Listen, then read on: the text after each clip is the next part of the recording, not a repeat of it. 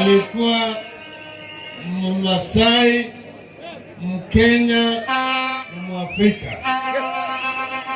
Yeye alisimamia mambo ya kitamaduni ya Afrika, tena mambo ya mazingira ya Afrika, na amezuru ulimwengu zote ya kuhubiri mambo ya utamaduni na mila.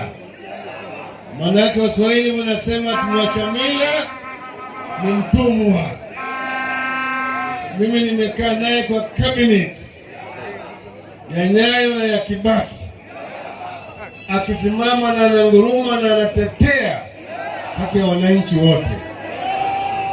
Mtimama hakuwa mbaguzi, hakuwa mkabila.